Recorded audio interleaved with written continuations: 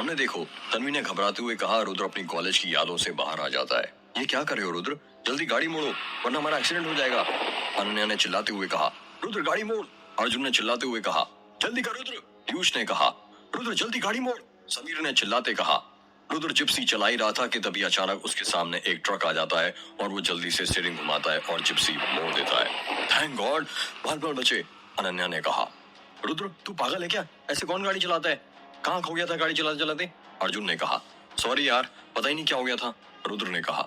चल ठीक है, और अब अच्छे से चलाना वरना तू हमें गोंदिया ले जाने से पहले भगवान के पास ले जाएगा। पीयूष ने कहा। हाँ यार, अच्छे से चलाऊंगा। इंसान से एक बार गलती होती है, बार बार नहीं। रुद्र ने तन्वी की ओर देखते हुए कहा।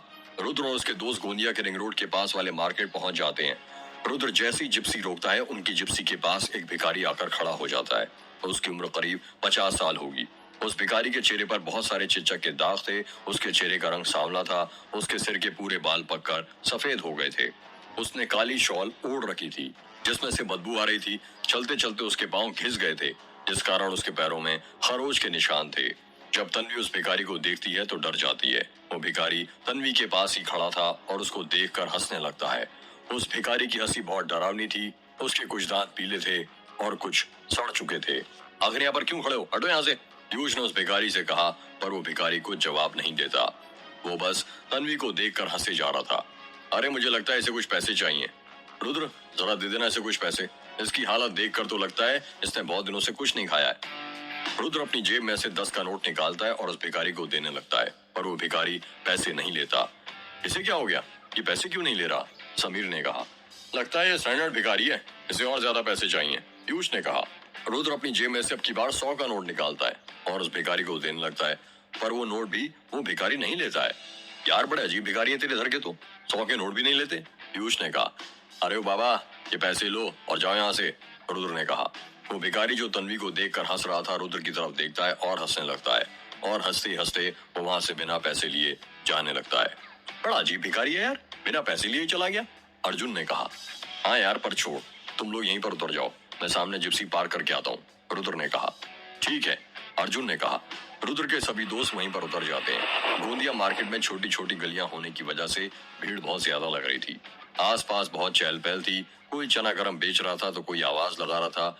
एक के साथ एक टॉप फ्री 100 रुपए में। एक ही लाइन में अलग अलग प्रकार की दुकानें थी, किसी के कपड़े की तो किसी की बर्तन की तो किसी की मेकअप के सामान की। रुद्र जिप्सी पार्किंग पर लगाकर वापस आता है और अपने दोस्तों के साथ इलेक्ट्रॉनिक्स की दुकान पर जाने लगता है। वो हर इलेक्ट्रॉनिक्स की दुकान पर कैमरे की बैटरी का पूछ रहा था, पर वो उसे कहीं नहीं मिल रही थी। वो और उसके दोस्त लोग कैमरे की बैटरी ढूंढते ढूंढते परेशान हो जाते हैं। यह आखिरी दुकान है, यहाँ पर भी नहीं मिली तो फिर कहीं नहीं मिलेगी। रुद्र ने रजत इलेक्ट्रॉनिक्स की दुकान के अंदर घुसते हुए कहा, आपके पास सोनी कैमरे की बैटरी मिल जाएगी? समीर ने रजत इलेक्ट्रॉनिक्स दुकान के काउंटर पर खड़े आदमी से पूछा। हाँ मिल जाएगी ना। अरे छोटू, जरा वो अंदर से सोनी कैमरे की बैटरी निकाल कर देना, उस आदमी ने अंदर आवाज लगाते हुए कहा। थोड़ी ही देर में एक लड़का सोनी कैमरे की बैटरी उस आदमी को ला कर देता है और वो आदमी कैमरे की बैटरी समीर को दे देता है। कितने की है? समीर ने पूछा। ये 5000 रुपए का। इतनी महंगा? पर हमारे यहाँ तो 4500 रुपए की मिलती है और इस पर लिखा भी नहीं है, समीर ने कहा। लिखे रहने से क्या होता है, तुम बोलो तो 6000 लिख देता हूँ मैं, लाने में टैक्स भी तो लगता है। अंकल जी आप गुस्सा क्यों करते हैं, हम इतनी दूर से आए हैं, थोड़ा तो डिस्काउंट दीजिए, अनन्या ने कहा। ठीक है ठीक है ठीक है, तुम 4900 दे देना। अंकल जी 100 रुपए कम करने से क्या होता है, आप 4700 ले लीजिए हमसे, अनन्या ने कहा। ना मेरा ना तुम्हारा, 4800 में फाइनल लेना हो तो लो वरना रहने दो, दुकानदार ने कहा। इतनी मुश्किल से तो मिली है बैटरी। ठीक है अंकल जी आप दे दीजिए, ये समीर ने पैसे देते हुए कहा। चल अब इस बैटरी को कैमरे में लगा और देख गौरी कैसी दिखती थी, पीयूष ने समीर से कहा। अरे कैमरा कहाँ रख दिया, समीर ने अपने गले में देखते हुए कहा। मेरे पास है, ये महाशय तो जिप्सी में ही कैमरा भूल गए थे, वो तो अच्छा हुआ कि मैंने उठा लिया था, अर्जुन ने समीर को कैमरा देते हुए कहा। समीर अर्जुन के हाथ से कैमरा ले लेता है और उसमें बैटरी लगाने लग जाता है। तभी उसकी दुकान में ग्राहक आने लगते हैं और भीड़ लगने लगती है। बढ़ती हुई भीड़ को देखते हुए दुकानदार कहता है, अरे भाई साहब आपको हो गया ना सामान लेके, अब आप अपने घर पे जाओ और वहां पर देखो ना अपना कैमरा, मेरा धंधा क्यों चौपट करते हो। हाँ हाँ ठीक है जा रहे हैं, समीर ने दुकान के अंदर से बाहर निकलते हुए कहा। रुद्र और उसके दोस्त लोग दुकान के बाहर निकल जाते हैं। समीर कैमरे के अंदर बैटरी लगा देता है और कैमरा चालू हो जाता है। अरे अनन्या, ये तो तेरी ट्रेन के अंदर वाली फोटो है ना, समीर ने कैमरे के अंदर की फोटो देखते हुए कहा।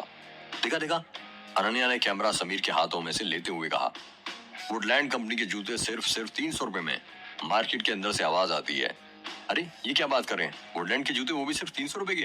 पीयूष ने हैरानी के साथ कहा, हाँ यार चल कर देखते हैं। समीर ने कहा, अरे भाई उसमें कंपनी का सिर्फ लोगो रहता है, कोई असली नहीं होते हैं। रुद्र ने कहा, ये तुझे ही पता है कि सिर्फ लोगो लगा रहता है, पर शहर वालों को थोड़ी ना पता है। चलना यार देख कर आते हैं। पीयूष ने कहा, चल ठीक है, तेरी ये ख्वाहिश थी पूरी कर देते हैं। रुद्र ने कहा।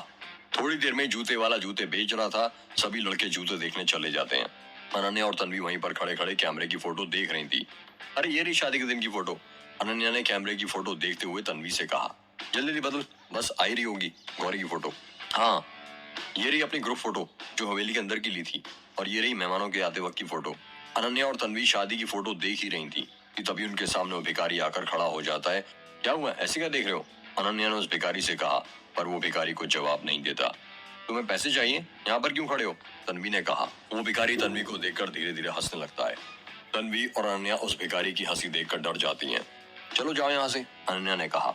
वो भिखारी देखते देखते हंसते हुए अनन्या के हाथ में से कैमरा छीन लेता है और कैमरा लेकर वहां से भागने लगता है। अरे पकड़ो उसे, अनन्या ने भागते हुए कहा। पकड़ो, चोर चोर चोर, तन्वी चिल्लाने लगती है। तन्वी और आयशा की आवाज रुद्र सुन लेता है और कहता है, ये आयशा और तन्वी भाग क्यों रही हैं? यार पता नहीं, लगता कुछ गड़बड़ है, जल्दी भागो। इतना कहकर अर्जुन वहां से भागने लगता है। अर्जुन के पीछे पीछे सभी भागने लगते हैं। ये दोनों उस भिखारी के पीछे क्यों भाग रही हैं? समीर ने भागते भागते कहा। पता नहीं यार, रुद्र ने भागते हुए जवाब दिया। मुझे ऐसा क्यों लग रहा है जैसे भिखारी तेरा कैमरा चुरा कर भाग रहा है, पीयूष ने भागते हुए कहा। लग नहीं रहा है, उसके हाथ में सच में समीर का कैमरा है। तेज भागो वरना वो लेकर भाग जाएगा, अर्जुन ने कहा। सभी लोग और तेज भागने लगते हैं। सभी लड़के भागते हुए अनन्या और तन्वी के पास पहुंच जाते हैं। रुद्र, ये भिखारी तो चोर निकला, पकड़ो उसे, अनन्या ने भागते भागते कहा। हाँ पकड़ ही रहा हूँ, रुद्र ने भागते हुए कहा। रुद्र के दोस्त लोग उस भिखारी का पीछा करने लगते हैं। वो भिखारी और तेज भागने लगता है। रुद्र के दोस्त लोग उस भिखारी का पीछा कर ही रहे थे कि तभी वहां से शिव बारात निकलने लगती है, जिसमें बहुत सारे श्रद्धालु लगे थे। जय महाकाल शिव बारात में एक श्रद्धालु ने नारा लगाया, हर हर महादेव, हर हर महादेव, जय भोलेनाथ। श्रद्धालु लोग नारे लगा रहे थे। श्रद्धालुओं की भीड़ शिव भगवान के नारे लगाते हुए निकल रही थी कि तभी उस भीड़ में वो भिखारी घुस जाता है और उसी के पीछे पीछे रुद्र और उसके दोस्त लोग भी घुस जाते हैं और उस भिखारी को ढूंढने लगते हैं। रुद्र और उसके दोस्त लोग उस भिखारी के पीछे ही थे कि देखते ही देखते वो भिखारी उस भीड़ में कहीं गायब हो जाता है। कहाँ चला गया? रुद्र ने भीड़ में भिखारी को ढूंढते हुए कहा। पता नहीं यार, अभी थोड़ी देर पहले तो यहीं था, समीर ने कहा। हाँ यार कहाँ चला गया? अर्जुन ने कहा। अब क्या करें गाइस, मुझे नहीं लगता वो मिलने वाला है, तन्वी ने कहा। तुमने ठीक कहा, मुझे भी यही लगता है, अनन्या ने कहा। थोड़ी देर में शिव बारात की भीड़ चली जाती है और उसी के साथ वो भिखारी भी कहीं गायब हो जाता है। क्या करें अब, समीर ने कहा। चलो पुलिस स्टेशन कैमरा चोरी होने की रिपोर्ट लिखवानी पड़ेगी, रुद्र ने कहा। यार फिर वो अजय का चेहरा देखना पड़ेगा और वो माखनलाल, उसके अलग नाटक होते हैं, पीयूष ने मुंह बनाते हुए कहा। जाना तो पड़ेगा, क्या कर सकते हैं, अर्जुन ने कहा। रुद्र और उसके दोस्त लोग पुलिस स्टेशन पहुंच जाते हैं। शाम के 4 बज रहे थे। वो लोग जैसे ही पुलिस स्टेशन के अंदर घुसते हैं, उन्हें कुर्सी पर बैठे हुए अजय और माखनलाल मिल जाते हैं। अजय और माखनलाल दोनों टेबल के पास बैठकर चाय पी रहे थे। रुद्र और उसके दोस्तों को आता हुआ देख माखनलाल हंसते हुए कहता है, अरे कुंदन, जरा 6 चाय बोल देना, लेमन वाली, थोड़ा नींबू ज्यादा डलवा देना। नहीं माखनलाल जी, इसकी कोई जरूरत नहीं है, हम चाय पी कर आए हैं और वैसे भी हम लेमन टी नहीं पीते, पीयूष ने कहा।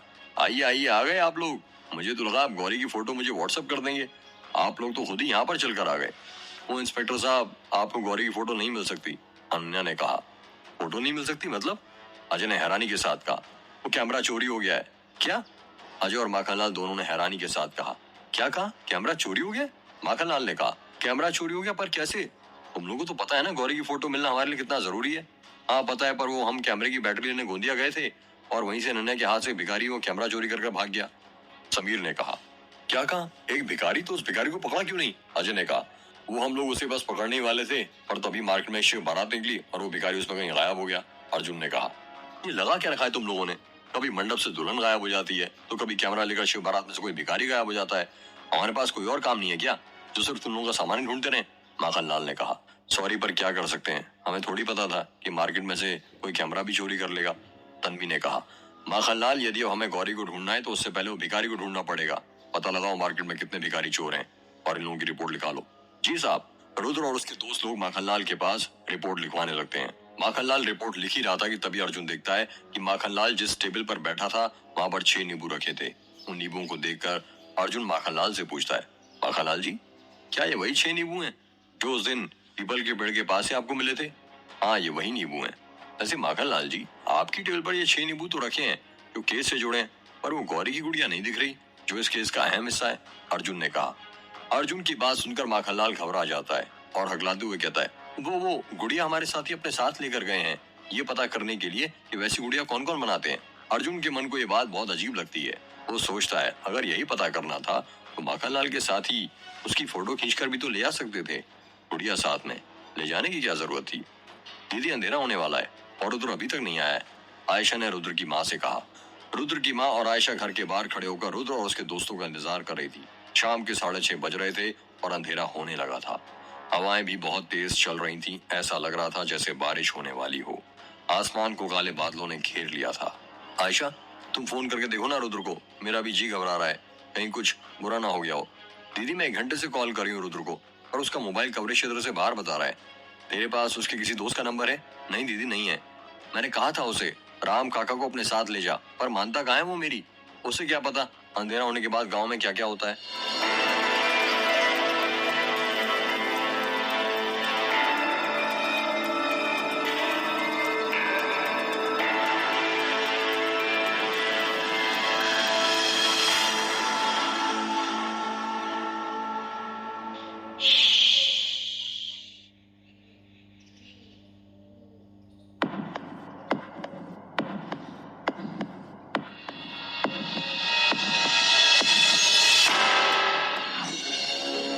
दीदी, मैं रुद्र के चाचा को बोलूं क्या पता करने को कि बच्चे अभी तक क्यों नहीं आए? आयशा ने कहा। नहीं आयशा, रहने दे, संतोष यूं ही परेशान होगा। एक तो वैसे भी दिन भर घर का सारा कारोबार संभालता है और ऊपर से अब ये। दीदी, इसमें परेशान होने वाली बात क्या है? आखिर रुद्र भी तो हमारा ही लड़का है ना। हाँ आयशा, पर संतोष को भी तो आराम की जरूरत है, दिन भर काम करके थक जाता होगा, थोड़ी देर और